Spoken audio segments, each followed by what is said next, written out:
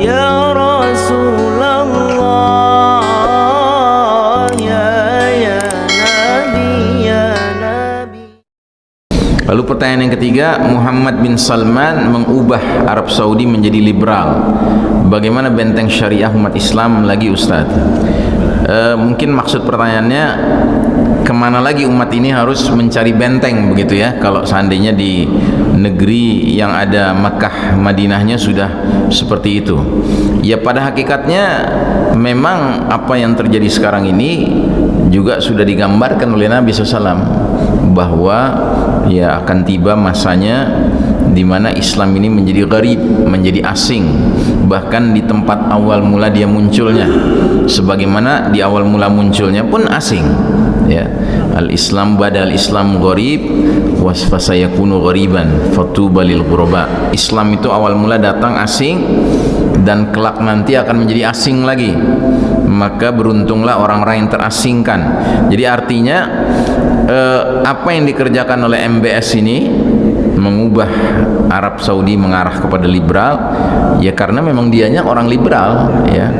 Dan yang paling penting kita fahami adalah hadirnya MBS ini boleh jadi termasuk diantara antisipasi perubahan zaman, karena Nabi SAW menyatakan bahwa kemunculan Amirul Mukminin fi akhir zaman, pemimpinnya kaum beriman di akhir zaman, yaitu Al-Mahdi, berkaitan erat dengan terjadinya kekacauan di negeri yang ada haramainnya, ada Mekah dan Madinahnya. Ya, hadisnya berbunyi yakunu ikhtilafun 'inda mauti khalifah, akan terjadi chaos, kekacauan saat meninggalnya seorang pemimpin, dan ini pemimpin yang mencakup wilayahnya Mekah dan Madinah. Jadi kalau seorang raja Saudi meninggal kemudian terjadi chaos politik ya, maka itu tanda sudah dekatnya jadwal hudur Al-Mahdi, hadirnya pemimpin umat Islam Al-Mahdi ya. Nah, kita selama ini kalau mendengar ada kematian seorang raja Saudi, kita tidak pernah dengar ada terjadi chaos, Pak, kekacauan. Tapi banyak pengamat yang menilai jika Raja Salman meninggal dalam waktu dekat, maka sangat potensial terjadi kekacauan di Arab Saudi. Mengapa? Karena yang dia gadang-gadang menjadi calon penggantinya adalah anaknya Muhammad bin Salman. Padahal ya, Raja Salman ini masih punya saudara, walaupun lain ibu tapi satu ayah ya, yang masih hidup. Dan dulu amanah dari pendiri kerajaan Arab Saudi adalah kepada anak-anaknya dia sampaikan wasiat, selagi anak-anakku ini masih hidup, hendaknya ya tahta kerajaan ini berpindah tangan dari anak ke anak. Selesaikan dulu semua anak, baru kemudian nanti level cucu boleh menjadi raja. Nah, Muhammad bin Salman ini kan level cucu. Ya, kalau seandainya Raja Salman meninggal, kemudian Muhammad bin Salman naik menjadi raja, tentunya pamannya yang masih hidup, konon masih ada 2 orang, Pak, ya, itu tidak akan tinggal diam. Ya, maka potensial terjadi kekacauan. Nah, kalau kekacauan itu muncul, ya, dalam hadis itu diisyaratkan, ya, itulah saat akan datangnya hadirnya Al-Mahdi, ya.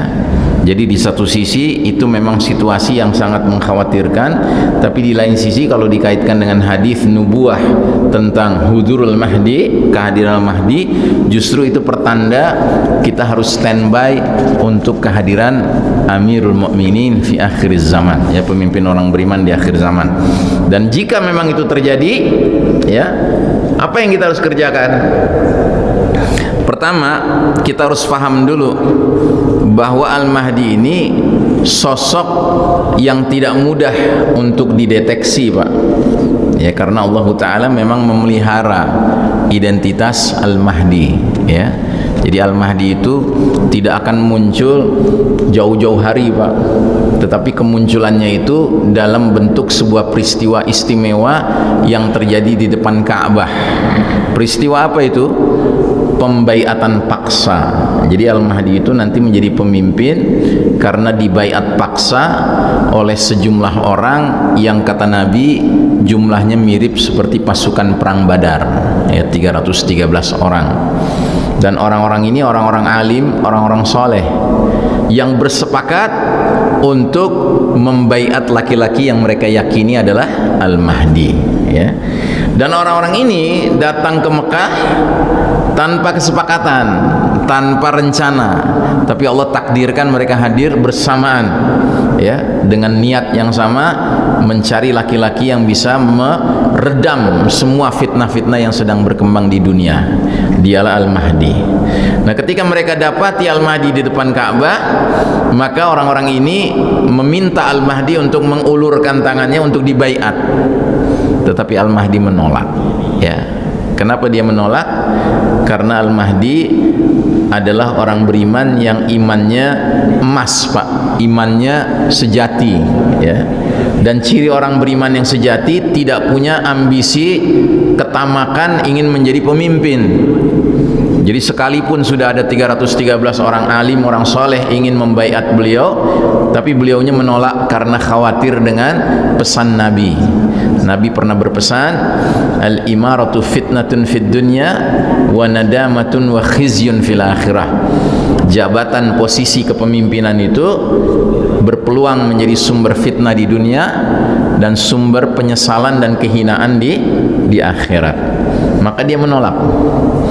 Jadi Al-Mahdi tidaklah seperti kebanyakan orang zaman sekarang, Pak, yang amat sangat haus kekuasaan, haus kepemimpinan, ya, sehingga nggak layak jadi pemimpin pun kita dipaksa melihat wajahnya di berbagai tiang listrik, di berbagai pohon, ya, di dinding-dinding, di pojok-pojok jalan, padahal kita sendiri nggak kenal dan kita tidak tahu menahu, bahkan kita menganggap apa ya dia layak menjadi pemimpin. Tapi ini sudah ada 313 orang alim, orang soleh bersepakat ini laki-laki yang pantas jadi pemimpin, itu pun dia menolak, ya. Dan penolakannya ini dibalas dengan lebih keras lagi. 313 orang ini meminta dia untuk mengulurkan tangannya sampai dikatakan, kalau engkau tidak menerima baiat kami akan pukul tengkukmu. Nah, istilah memukul tengkuk ini istilah kami akan bunuh engkau, ya. Yubayyunahu wa huwa karihun. Akhirnya mereka membaiatnya dengan Al-Mahdinya tidak merasa suka dengannya. Jadi dibaiat paksa, Pak, ya. Nah, itu satu alasannya. Alasan kedua, kenapa Al-Mahdi dibaiat paksa? Karena Al-Mahdi tidak tahu dirinya Al-Mahdi. Begitu. Mengapa demikian? Skenarionya karena Allah ingin memelihara Al-Mahdi. Kalau Al-Mahdi sudah tahu dirinya Al-Mahdi, tentu orang lain bisa tahu dia Al-Mahdi. Kalau orang lain bisa tahu Al-Mahdi yang mana, tentu musuh-musuh juga tahu siapa Al-Mahdi jauh-jauh hari. Kalau musuh sudah tahu Al-Mahdi yang mana, diapakan kira-kira, Pak? Hah? Diapakan? Iya, dibungkus. Ya, dibungkus, diucek-ucek, dilempar ke tong sampah, kan? Karena musuh nggak suka dengan kebangkitan Islam. Nah, jadi itulah sebabnya Al-Mahdi muncul dalam bentuk pembaiatan paksa, ya, di depan Ka'bah. Tidak lama setelah dibaiat, ada seorang penguasa zalim dari Syam mengirim pasukan untuk memerangi Al-Mahdi dan orang yang berbaiat pada Al-Mahdi. Dan pasukan itu sudah bergerak dari Syam, sudah melewati Madinah, mau menuju ke Mekah. Di antara Madinah dan Mekah, tiba-tiba pasukan ini dibenamkan ke dalam bumi oleh Allah Ta'ala. Nah, berita pembenaman pasukan ini tersiar ke seluruh dunia Islam, kaum muslimin. Maka kaum muslimin yang faham, yakinlah sudah hadirnya Amirul Mukminin fi akhir zaman, pemimpin orang beriman di akhir zaman. Dan kata Nabi, fa idza ra'aitumuhu fabay'uhu walau habwan al-thalji fa innahu khalifatullah al-Mahdi. Jika kalian sudah melihat kehadiran Al-Mahdi, maka berbaiatlah dengan Al-Mahdi sekalipun harus merangkak-rangkak di atas salju, karena sesungguhnya dialah khalifatullah Al-Mahdi. Jadi kita rame-rame diharuskan untuk mendatangi Al-Mahdi dan membaiatnya, Pak, karena dia pemimpin kita, ya. Jadi istilahnya dia ini the certified leader, pemimpin yang dapat sertifikasi langsung dari Allah dan Rasulnya, Pak, untuk jadi pemimpin orang beriman di akhir zaman. Ya, tidak ada manusia lain yang dapat sertifikasi dari Allah dan Rasul untuk menjadi pemimpin. Ya, Makanya saya heran dengan orang banyak sekarang ya mencari-cari pemimpin yang nggak ada sertifikasinya dari Allah dan Rasulnya, terus sibuk menghabiskan waktu ya mengusung si inilah, mengusung si itulah, ya kan, padahal jadwal kedatangan Al-Mahdi tampaknya tidak lama lagi, Pak. Maka jauh lebih penting kita mempersiapkan diri menjadi calon-calon Safful Mahdi, barisan Al-Mahdi atau Jaishul Mahdi, pasukan Al-Mahdi. Dengan cara apa? Dengan cara kembali tadi, Pak, tarbiyah syakhsiyah Islamiyah, membina diri pribadi muslim, dan tarqiyah syakhsiyah Islamiyah, mengangkat, mengelevasi posisi kita, derajat kita di mata Allah agar sampai kepada derajat menjadi jundullah, tentara Allah, Pak. Kalau kita sudah jadi tentara Allah, tentunya Allah dengan mudahnya akan menggerakkan kita untuk bisa berbaiat kepada itu Al-Mahdi. Sepakat, Pak? Sepakat? Ya, walaupun rambut sudah putih, ya kan, semangat kita, Pak, ya. Ya, gabung dengan Al-Mahdi, ya, insyaallah taala.